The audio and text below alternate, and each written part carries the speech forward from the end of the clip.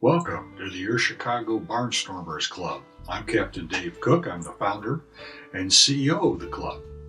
And I'm going to tell you my personal story of how I became a member of the AirChicago Barnstormers Club. My air travel experience started way back in 1958 when I was 11 years old, and I took my first flying lesson in a Piper Tripacer at a small airport in Muncie, Indiana. Not only was this the first time I had ever flown, and it was my first flight lesson with a certified flight instructor, but the flight was also unique in that my grandmother, who had paid for the flight, was our passenger, and that was the first time she had ever flown. Well, I continued taking flying lessons through high school, and by the time I graduated from Larkin High School out in Elgin, Illinois, I was a certified flight instructor, and I was able to move right into a full-time job right after graduation, teaching people how to fly airplanes. Also, I was a charter pilot in small prop planes. Then I got real lucky. In 1967, the United Airlines hired me, but they told me I was going to have to wait until I turned 21. That happened in 1968. I went to work for United Airlines and flew airplanes like these, the Boeing 737, two models of that, the Boeing 727, the Douglas DC-8, and the Douglas DC-10. I took a very early retirement, 17 years early in fact, from United in 1990.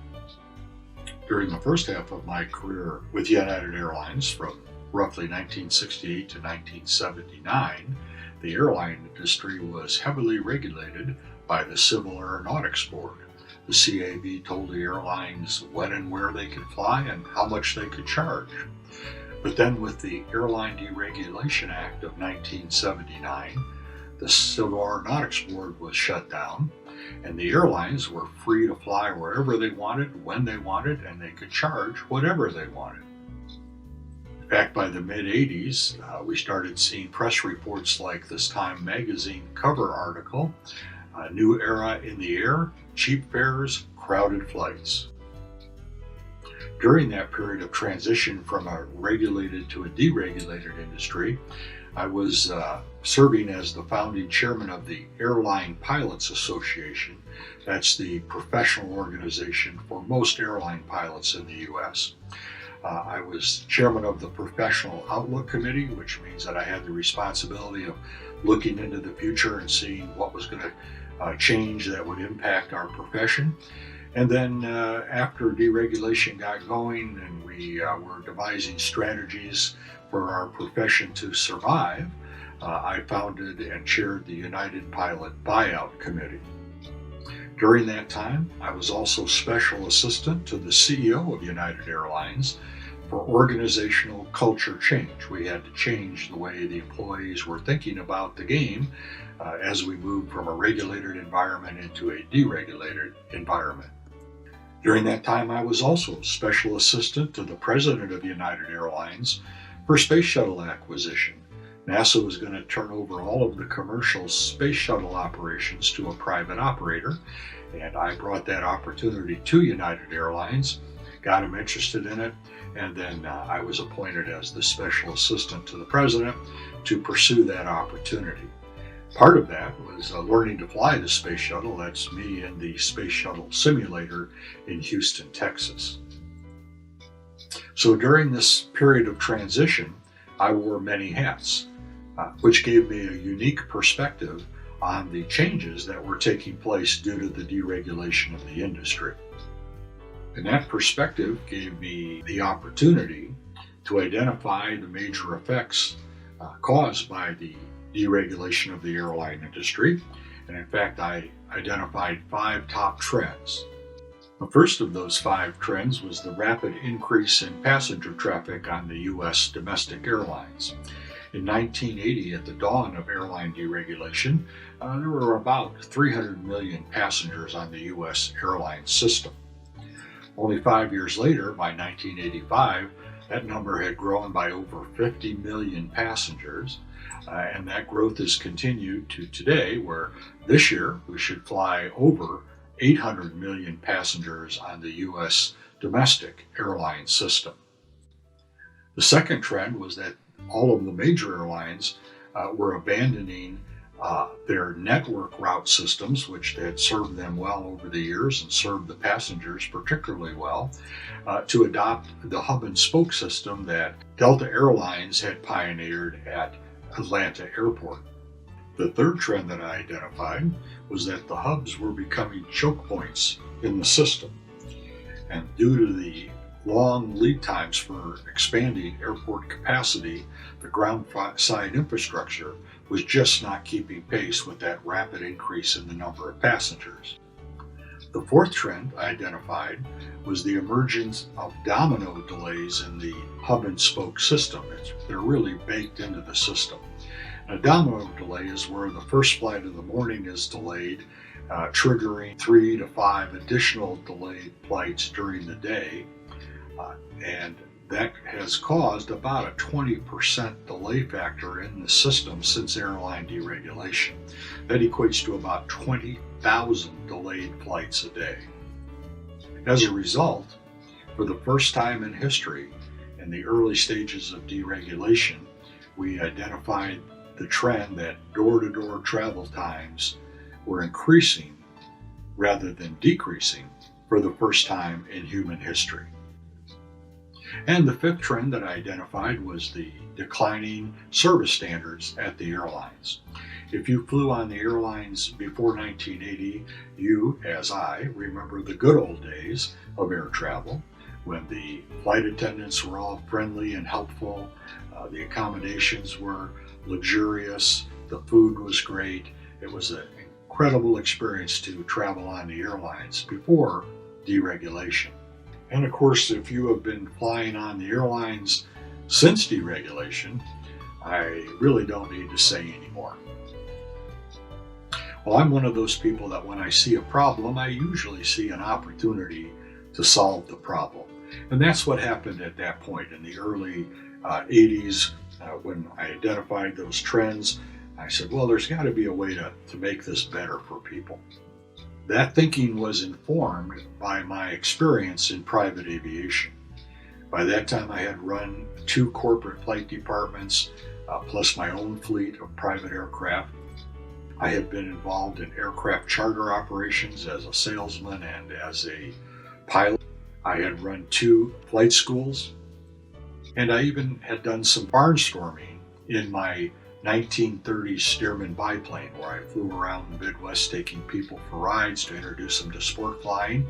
And I did the same thing with some Army National Guard helicopters to introduce people to helicopter flying. And I started my career as an aviation entrepreneur in 1967 when I founded and ran an aircraft charter operation called All States Aviation at DuPage Airport in West Chicago, Illinois. Then in 1973, after I started flying for United, I brought sky sailing, or some people call it hang gliding, to the Chicago area. I formed a sky sailing flight school, trained over 1,000 people to fly sky sails, and my brother and I manufactured sky sails in an old shoe factory in Elgin, Illinois. We kind of felt like the Wright brothers. And then in the late 70s through the mid 80s, I founded and ran a company called Aerospace Communications. It was a consultancy, and we worked with the airlines, the Airline Pilots Association, and the aerospace industry on both corporate communications programs and public relations programs. In 1981, I founded the American Society of Aerospace Pilots. It was a not-for-profit organization. It was about 1,000 airline pilots who were paying monthly dues to fund our lobbying efforts, to position us to take over commercial space shuttle operations along with United Airlines when NASA turned it over to the private sector, and also to fund a training program so that we could begin our formal transition from airline pilot to space shuttle pilot. In 1988, I founded and ran the Aerospace Regional Training Academy, which was what we call an ab initio, from the beginning, training academy for young folks who wanted to become airline pilots. Then in 1994, after I had retired from United Airlines, I founded and ran an early version of the AirChicago Barnstormers Club that we called the Cloud9 Air Travelers Club. Instead of business jets, though, it was primarily focused on small single-engine propeller airplanes that the members could learn to fly and then fly themselves for their personal transportation needs. Along with flying for 22 years for United Airlines, during that time, I flew for the Army National Guard and Reserves, first out of Midway, then out of Glenview Naval Air Station, as a helicopter pilot and instructor. And I attended Embry-Riddle Aeronautical University studying aeronautical studies, and I did that periodically throughout my career. I've been an aerospace journalist and author since the early 1970s. I've had numerous articles published in magazines and professional journals about aviation and space. In 1986, I published my first book, Jet Airline Pilot: What It Means to Be One, How to Become One. Published my second book after I left United Airlines and right after 9/11 in 2003. The title of that book is False Security: The Real Story About Airline Safety. 2013, I published my third book, A Personal Flyer's Guide to More Enjoyable Flying. And in 2016, I published a book that's really about the AirChicago story called Air Traveler's Heaven. I've also been the founder and a member of several aero clubs. An aero club is where a group of like-minded air travelers, mostly pilots, form up and share the cost of owning and operating and hangaring aircraft and supporting a clubhouse for the aero club. Well, by the year 2000, after I'd been a very frequent air traveler for over 35 years, I experienced an airline trip from hell. And I swore off airlines, so I'll never get back on an airline again, and I haven't gotten on one since then.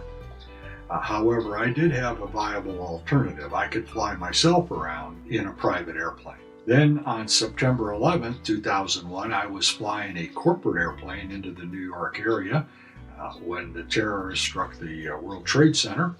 And after the dust started settling, it became obvious that the already deteriorating reliability and schedule integrity of the U.S. airline system was going to get worse because of the increased security that was going to come about. I decided to try to solve the problem with a business model that's very similar to the AirChicago business model. And that was called Flight Matrix. I established it out at DuPage Airport in West Chicago. I started bringing in deposits on memberships, but we ran up against the increasing effects of the Great Recession, and we had to put the operation on the shelf in late 2006. Then in 2014, I ran into some age-related vision problems that caused me to decide to stop flying myself, because if you're going to fly, you have to do it right, and if your vision isn't adequate, you shouldn't be flying. So I gave up personal flying in 2014, and I lost my personal mobility option. So I had a tough decision to make. Was it back to the airlines, which I had sworn off and really didn't want to start flying on again? Or could I figure out a way to use business jets for my personal mobility solution?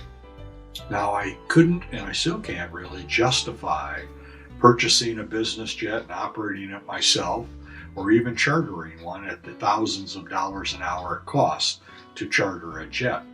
But I knew from my experience with aero clubs and other private aviation operations that there was a way to create a business model that would share the cost and the problems of operating business jets with like-minded air travelers. And that concept was the country club of the air idea. So let's start out by defining what a country club is. I define it as a private club that provides business and social networking opportunities, recreational facilities, and the infrastructure that allows its members to pursue their interests.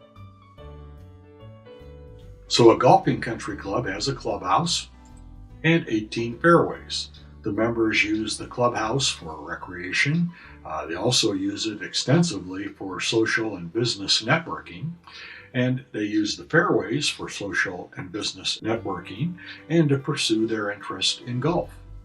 A Country Club of the Air has a clubhouse where the members use it for business and personal networking and for recreational purposes.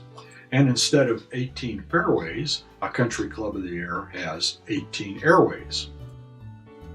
So once that concept took shape in 2015, when the business trend was pretty well established that it was in the right direction, we founded AirChicago Holdings with two subsidiaries, AirChicago Barnstormers Club, which is the Country Club of the Air, and AirChicago Connect, which is a Department of Transportation authorized public charter operator, and that's the entity that provides the business jet travel services.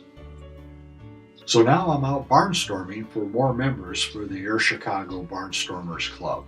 When we get 1,200 deposits on memberships, we'll build our clubhouse and hangar facilities on Chicago Executive Airport in Wheeling, Illinois, and we'll acquire a fleet of 20 Gulfstream 4 business jets, fly to these 18 destinations, 18 airways. So I'd like to invite you to join me and our community of over 200 members who are serious, discerning, and like-minded air travelers, men and women ages 30 to 70 plus, who all want to avoid the pain of airline travel.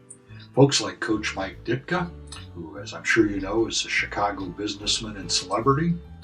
He's also a serious member of the AirChicago Barnstormers Club. He's the spokesman for the club. He's a senior advisor, and he's an investor. Also, folks like Nathan Junkin. Nate is a successful entrepreneur. He's the CEO of JPS Logistics. He's the president of the AirChicago Barnstormers Club, and he's a certified skydiving instructor. Or folks like Steve Wasco. Steve is a double aerospace engineer. He actually worked on the space shuttle for Rockwell International at the same time I was learning to fly it for United Airlines. Steve is an experienced CEO, COO, and CFO. He's a successful entrepreneur. He's the president of the Harvard Business School Club of Chicago, and he's a member of the AirChicago Board of Advisors. Or Major General John Borling. He's U.S. Air Force retired, Vietnam War era and post veteran who ran big U.S. Air Force air bases and big fleets of Air Force aircraft. He's in the Illinois Aviation Hall of Fame. He's the chairman of SOS America, and he's the chairman of the AirChicago Board of Advisors. Or members like Alon Geva. Alon is the founder of Alon Geva and Friends, which is a branding and marketing consultancy. He's a professor at DePaul and the University of Chicago. He's a world-renowned branding expert. He wrote the current college textbook on branding, and he's won over 100 industry awards around the world. Now you can join us by reserving your membership now, becoming an early bird depositor. It's a no-risk deposit, fully refundable, $2,500 deposit for the first 500 depositors only, and it locks in your introductory pricing for the first year, which is about 15% below regular pricing. Now you make that fully refundable deposit directly to Wintrust Bank, and you can get it back out of Wintrust Bank whenever you want it. We can't touch that deposit until you decide to activate your membership and tell Wintrust to release your deposit to us. Due to the constraints of the business jet airports and the size of the aircraft, the number of AirChicago Barnstormers Club memberships that we'll be able to accommodate in the Chicago area is limited to about 10,000. And that's for the 1.5 million business travelers in the Chicago area.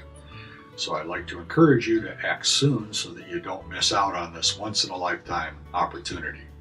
I'm looking forward to seeing you in the AirChicago Barnstormers Club clubhouse in the near future.